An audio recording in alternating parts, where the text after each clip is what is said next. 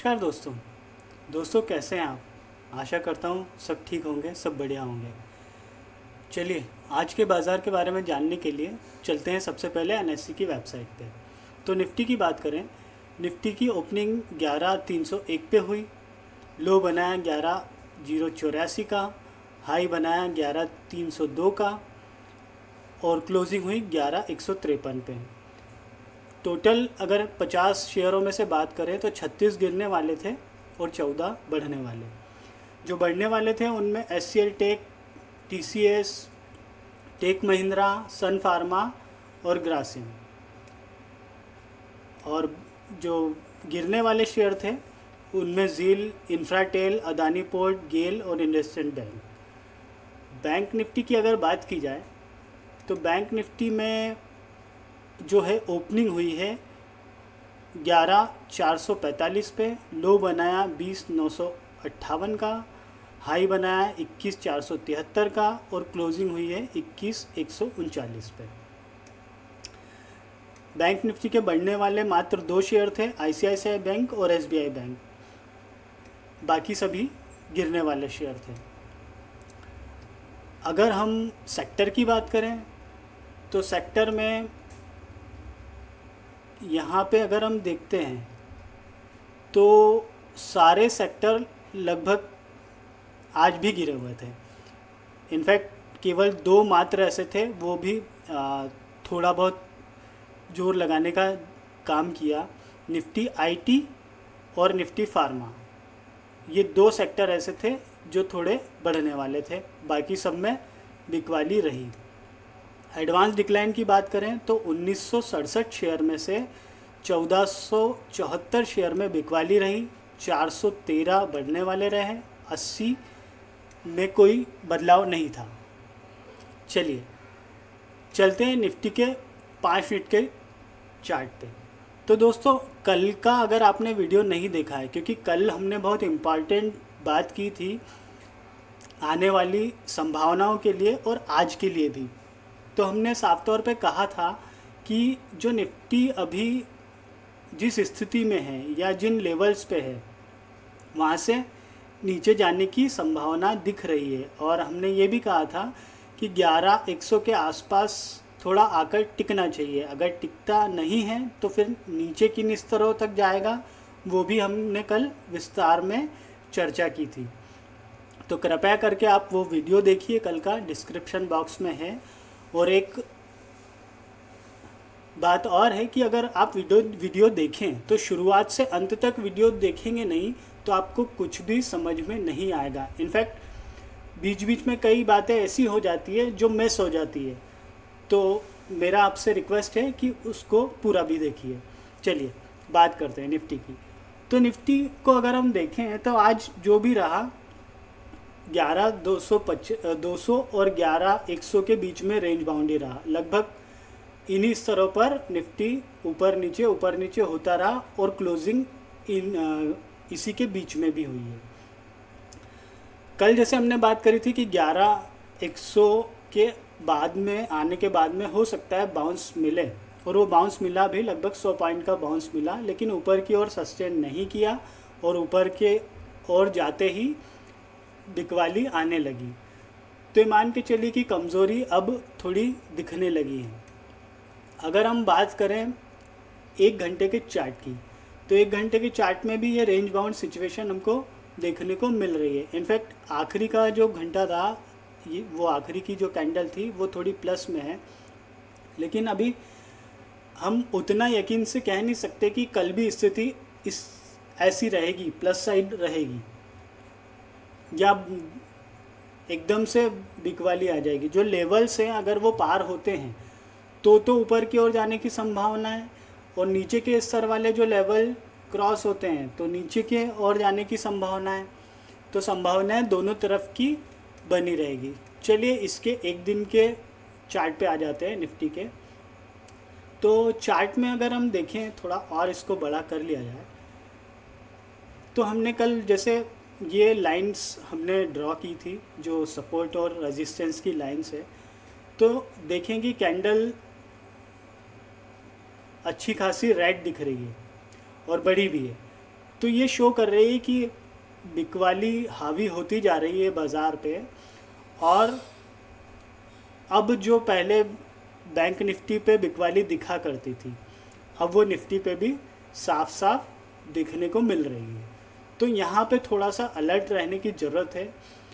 अगर प्रॉफिट है तो प्रॉफिट बुकिंग कर लेना चाहिए और थोड़ा सा विचार करना चाहिए, रुकना चाहिए। अगर लॉन्ग टर्म के लिए ख़रीदारी नहीं करनी है तो चलिए अब बात करते हैं बैंक निफ्टी की। तो बैंक निफ्टी में 5 मिनट का कैंडलस्टिक चार्ट है। यहाँ पे एक इम्पॉर्टेंट चीज़ आज ये हुई है कि जो हम क्रिटिकल लेवल मान के चल रहे थे 21,000 का जो लेवल है, आज उनको ब्रेक किया है। तो वो ब्रेकिंग करने के बाद में बाउंस बैक मिला है, लेकिन अब ये देखना पड़ेगा कल अगर ये बाउंस बैक कितना इफ़ेक्टिव है। अदरवाइज़ 21,000 के नीचे सस्टेन किया आधे घंटे, इनफैक्ट मान के चलिए आप आधे घंटे में 21,000 के नीचे सस्टेन किया तो नीचे ज़बरदस्त जाने की संभावना है, चार्ट पे तो कम से कम दिख रही है। चलिए अब बात करते हैं इसके 1 घंटे के चार्ट की। तो 1 घंटे में भी आखिरी वाली जो घंटे की कैंडल है वो ग्रीन दिख रही है, लेकिन हम वही बात कह रहे हैं कि इस पे भी हम वैसे रिलाय नहीं कर सकते कि एकदम से ऊपर की ओर चला जाएगा या एकदम से नीचे की ओर चला जाएगा। इनफैक्ट जो लेवल से अगर वो क्रैक होते हैं तो वो संभावना ऊपर जाने की है या नीचे जाने की है। चलिए अब इसका 1 दिन का हम चार्ट देख लेते हैं। तो 1 दिन का जो चार्ट है, अब हम इसको थोड़ा सा बड़ा कर लेते हैं। यहाँ पे अगर हम देखें तो जो 21,000 का जो लेवल है, जो हमने मार्क पहले से ही करके रखा है, वो क्रैक होता हुआ दिख रहा है। इनफैक्ट सारा कुछ डाटा, अगर आप रेगुलर तौर पे वीडियो देख रहे होंगे तो आपको समझ आ गया होगा या आपने एनालिसिस किया होगा कि स्थितियाँ जो हम डे बाय डे डिस्कस करते जा रहे हैं वैसी की वैसी स्थितियाँ बनती दिख रही है, क्योंकि हमको चार्ट पे वो साफ साफ तौर पे दिख रहा है। तो चलिए अब कल की संभावना की बात कर लेते हैं। तो अगर कल आधे घंटे के आसपास अगर 21,000 के नीचे रहा बैंक निफ्टी, तो ये मान के चलिए फिर हमको 20,600 के आसपास के लेवल देखने को मिल सकते हैं। और अगर फिर उसके भी नीचे रहा तो फिर 19,000 के आसपास जाने की संभावना है। हो सकता है ऐसा ना हो, बाउंस बैक मिल जाए और शॉर्ट कवरिंग का थोड़ा इफ़ेक्ट भी मिल जाए, वो भी संभावना है। चलिए और आगे चलते हैं, चर्चा करते हैं। तो हम, आपने वीडियो में देखा होगा कि हम लोग डेली बेसिस पे कुछ ब्रेकआउट होने वाले शेयर्स के बारे में चर्चा करते हैं या उसको आइडेंटिफाई करके डिस्कस करते हैं कि और इसमें क्या क्या दिख रहा है आने वाले समय में। तो आज हमको एक स्टॉक मिला है, वो है, उस स्टॉक का नाम है इनस्विफ्ट लैब। अगर हम इसके 1 दिन के चार्ट को देखते हैं तो चार्ट को देखने के बाद में हमको ये लगता है कि जो दिख रहा है चार्ट पे, यहाँ पे जो है इसने 19 जून के आसपास करीब करीब मान के चलिए 42 रुपये के आसपास हाई बनाया था। और सेकेंड टाइम उसने 10 अगस्त 11 अगस्त को एक बार और ट्राई करने की कोशिश करी, लेकिन फिर करेक्शन मिला और नीचे की ओर फिर खसक गए। लेकिन वहाँ से फिर ऊपर की ओर रुख किया और पुराने लेवल्स को तोड़ दिया और ऊपर की ओर सस्टेन कर रहे हैं। तो अगर हम इस पे इसकी बात करें और हम थोड़ा सा इसको चार्ट को और एनालिसिस करें, तो हम यहाँ देखते हैं कि ये जो लेवल्स हमको दिख रहे हैं, जैसे हम यहाँ पे देखते हैं कि ये जो लेवल हमको दिख रहे हैं 9 सितंबर 2019 को इसने करीब करीब हाई बनाया था 49.50 के आसपास, और ऐसा लग रहा है चार्ट पे देख के तो कि ये संभावना दिख रही है कि यहाँ तक के लेवल देखने को मिल सकते हैं, और अगर ये कंटिन्यूटी जारी रहती है तो फर्दर और ऊपर तक के लेवल हमको देखने को मिल सकते हैं। कुल मिला के ब्रेकआउट है इसमें। यहाँ पे देखें तो MACD का जो बुलिश क्रॉसओवर है, RSI भी बुलिश बता रहा है, तो यहाँ पे थोड़ा सा संभावनाएं दिख रही हैं ऊपर की ओर जाने की। और अगर हम इसके और बात करें तो ये 62 के आसपास 2018 के लेवल बता रहा है, तो मोटा मोटा इस पे भी एक बार नज़र रखी जा सकती है, इसको वॉच लिस्ट में डाला जा सकता है, क्योंकि बुलिशनेस तो चार्ट पे साफ साफ तौर पे दिख रही है।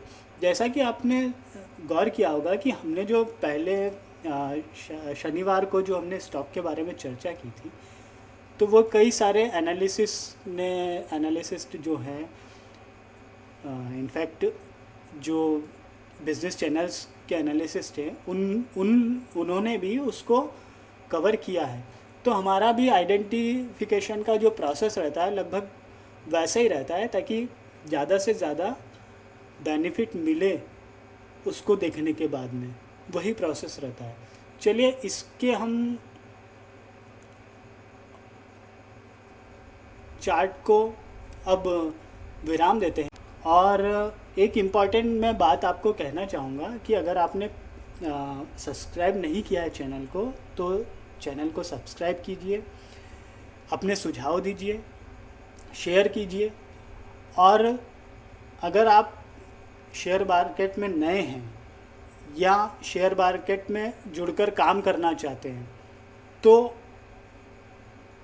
नीचे डिस्क्रिप्शन बॉक्स में लिंक है, आप जाइए, अपना अकाउंट ओपन कीजिए और शुरुआत कीजिए।